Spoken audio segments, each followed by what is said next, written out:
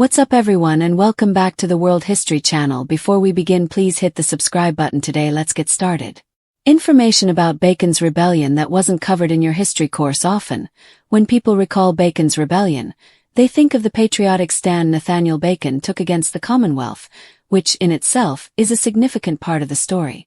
However, the event had other, equally significant consequences, particularly in the link between the rebellion and racial slavery. Bacon's rebellion united both African slaves and poor European whites. This union terrified the aristocracy in Virginia. Despite beginning as a local skirmish with Native Americans, the event had significant class and race implications. The rebellion sparked following the Commonwealth's failure to protect settlers living on the frontier from attacks by Native Americans. Bacon's rebellion's facts, on the other hand, are more complicated because they do not fit into any neat historical narrative of good versus evil. It was indicative of classism and racism in colonial Virginia. Racial and class-based norms and laws in colonial America gave more power to those who already had it, generally land-owning white men, while those who didn't continued to suffer. Bacon's rebellion united two classes of oppressed people in Virginia, who had the population and motivation to overthrow the ruling class. Poor whites and slaves united in the rebellion. In fact, a group of escaped slaves and white laborers were one of the last to surrender. Bacon exploited a native rivalry for his gain. Nathaniel Bacon, a colonial who sparked the rebellion against the Commonwealth, exploited native rivalries to gain an upper hand in the rebellion. Originally, the revolt was focused on fighting Native Americans and expanding the frontier for new immigrants. Bacon allied with the Occaneechi Nation, who had good relations with the settlers and traded furs and slaves with them, in order to attack their common enemy, the Susquehannock people. Bacon showed no mercy when he sent the Occaneechi to attack the Susquehannock and bring back prisoners. When they returned, the white settlers led by Bacon fired upon and slayed several Occaneechi and raided their village. Bacon's rebellion set fire to Jamestown, Virginia. Though the rebellion was short-lived, it was destructive. Nominally, it was a campaign to protect homesteads and towns on the Virginia frontier, but one of Nathaniel Bacon's first actions was to attack the Occaneechi, a tribe that hadn't threatened the settlers. He and his rebels destroyed a tribal town friendly to Governor William Berkeley that was a supplier of pelts and other trade with Virginia. As if he wasn't clearly trying to send the message that the rebellion was against the Commonwealth, Bacon then marched his army to Jamestown, forced the assembly to pass legislation that favored his group, set fire to the city, and looted the homes of the gentry. Laws passed after the rebellion entrenched racial hierarchies. In the aftermath of Bacon's rebellion, the Commonwealth of Virginia passed laws to help ensure the wealthy people living there could continue exploiting both poor whites and slaves while protecting their own security. In 1705, the Virginia Assembly passed a law giving food, a gun, 50 acres of land, and money to white indentured servants to win their favor. The Assembly also included laws that made it clear that white people were better than black people. These laws helped to set the tone for the next 300+ years of race relations in what became the United States. Bacon's declaration created the idea of consent of the governed. Nathaniel Bacon wasn't rebelling just for the sake of it. His revolt had clear aims and goals. The rebel leader published a list of demands called the Declaration in 1676. In it, he asked that the governor of Virginia raise an army to defend settlers from Native Americans, decried the monopoly on the beaver pelt trade, and claimed the governor played favorites among his political appointees. In order to remedy the situation, Bacon called the governor along with other Commonwealth administrators traitors and issued a warrant for their arrest. The rebellion ended due to Nathaniel Bacon's passing. Despite having a lot of support, Bacon's rebellion was unable to withstand the death of its leader. In an era before modern sanitation and hygiene practices, the rebel leader is thought to have perished from complications of a fever or body lice, depending on whom you believe. Once Nathaniel Bacon passed, the rebellion sputtered. His co-conspirators were captured, and many of them were hanged. For his part, Berkeley didn't survive the rebellion politically. He was removed from office by the Crown and sent back to England, where he passed in 1677. The rebellion had vast popular support. Slaves and poor white people alike backed Nathaniel Bacon's revolution. The poor white population that fought for him was comprised of immigrants from England and other European countries. They arrived in the New World in search of land that had been denied to them in their home countries. When Governor William Berkeley had Bacon arrested, 2,000 of his supporters marched on Jamestown and forced his release. Nathaniel Bacon threatened to shoot the governor. After a small skirmish with Native Americans on the Virginia frontier, Nathaniel Bacon demanded Governor William Berkeley make him an officer and allow him to raise a militia. Berkeley refused, believing the natives were not a threat. In response, Bacon threatened to shoot the governor. Rather than back down or call for cooler heads, Berkeley told the rebel to take aim and shoot him. Despite the fact that he did not do that, Bacon started and led a rebellion against the Commonwealth. Bacon was an aristocrat exploiting anti-native sentiment. History has been kind to Nathaniel Bacon. He was portrayed as a patriot and a forerunner of the American Revolution for nearly 300 years. The reality of Bacon's story paints a slightly different picture. Bacon exploited and pitted two rival Native American tribes, the Occaneechi and Susquehannock, against each other. He did this to gain an upper hand during his revolt. There is no doubt that some tension existed between the colonists and Native Americans. However, Governor William Berkeley was right not to view them as a threat. Many tribes, including the Occaneechi, were actually on good terms with colonists and even traded with them. After the governor would not start a second war with the frontier tribes, Bacon raised a force to try to overthrow it. The way the rebellion was interpreted was influenced by Thomas Jefferson. Thomas Matthews, a farmer from Virginia, wrote a book titled The Beginning, Progress, and Conclusion of Bacon's Rebellion in Virginia in the years 1675 and 1676, which was one of the earliest documents to chart the rebellion's course. Thomas Jefferson got his hands on the book in 1803 and proclaimed Nathaniel Bacon a patriot rather than a rebel. Jefferson may not have been aware that Matthews exaggerated Bacon's virtues while hiding his faults and true motives for the rebellion. Matthews himself deceived the Native Americans living on the Virginia frontier and played a role in instigating the attacks that led to Bacon's conflict with Governor William Berkeley. Jefferson ultimately passed the book on to another historian, John Daly Burke, who was writing a history of Virginia. Burke wrote favorably of Bacon, and ultimately the Patriot narrative became the accepted version of events. Governor William Berkeley was an early centrist. William Berkeley was the name of the man who was in charge of the Commonwealth of Virginia. At a time of short lifespans, Berkeley lived into his 70s and was a steady hand in an uncertain time for the colony. To be fair, he was not an egalitarian, and while he was governor of Virginia, he allowed the ruling elites to pass laws that were in their favor. However, he did not take sides in the English conflict between 1642 and 1651, and he tolerated religious minorities.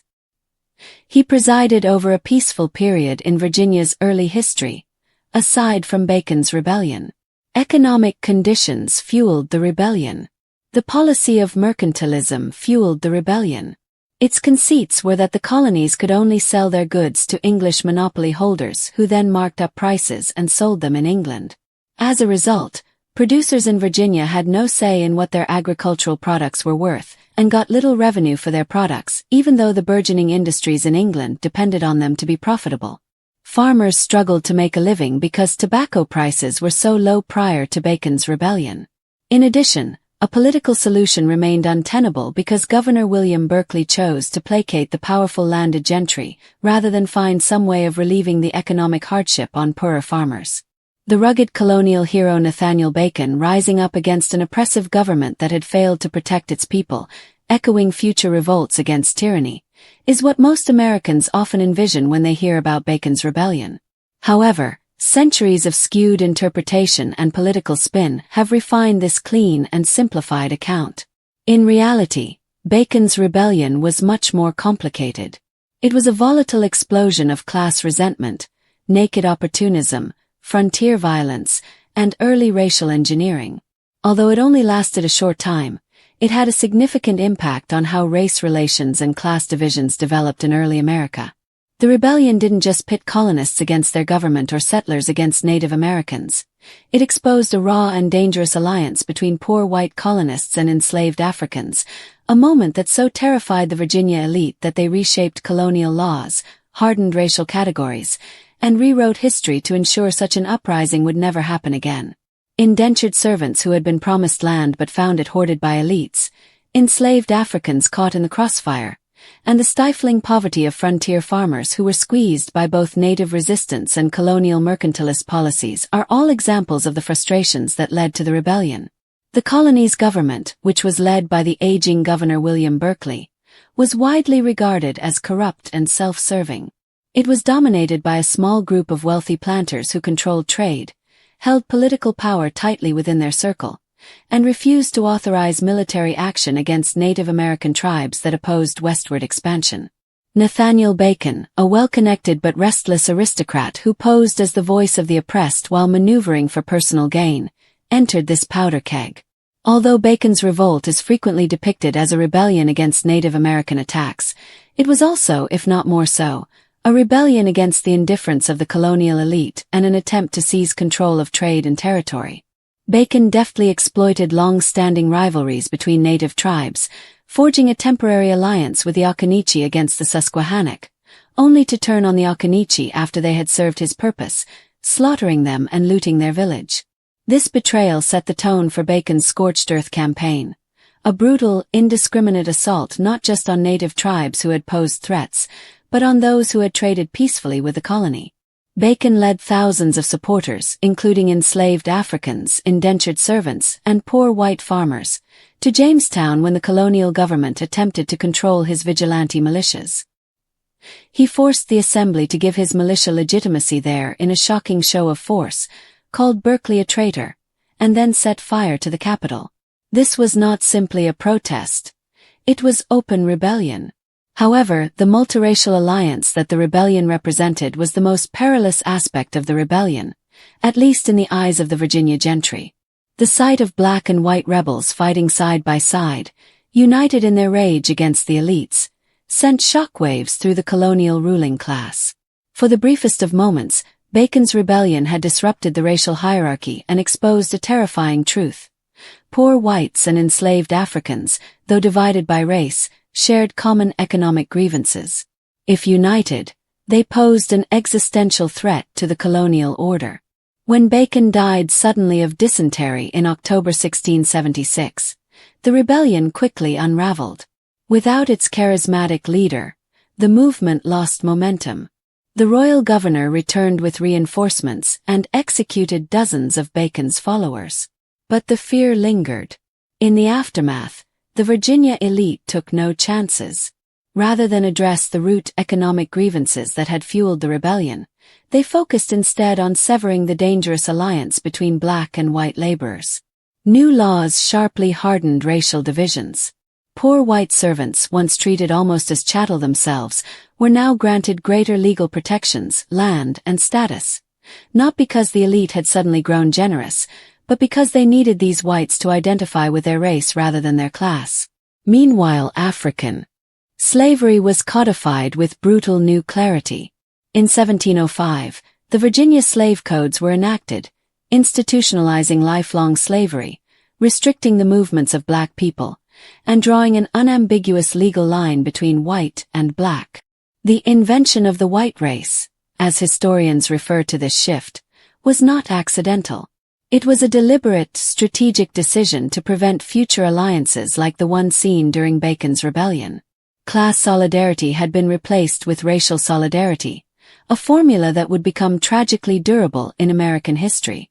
Lost in most textbook retellings of Bacon's rebellion is the extent to which it was both a class war and a race war, and how those elements were used and manipulated by both rebels and rulers. Bacon was not exactly a hero of the working class. He was educated at Cambridge, was a member of the elite, and he was married to Governor Berkeley. His motives were a mixture of personal ambition, resentment over exclusion from the governor's inner circle, and an opportunistic exploitation of frontier grievances. His Declaration of the People, often hailed as a proto-democratic document, was filled with accusations of corruption but also explicit calls for violence against all native peoples, regardless of their alliances or behavior. Yet even as Bacon ranted against Native Americans, his rebellion drew upon the real and valid anger of those left behind by the colony's economic structure. Berkeley's government was deeply unpopular, not just for its failure to protect frontier settlements, but for its tight control of trade, favoritism in appointments, and general disregard for the masses. The rebellion led by Bacon provided those masses with a rare taste of power as well as a terrifying illustration of what could occur when the powerless organized. The interpretations of Bacon's rebellion also had an impact on the legacy. One of the earliest accounts, written by Thomas Matthews, downplayed Bacon's darker actions and emphasized his stand against tyranny.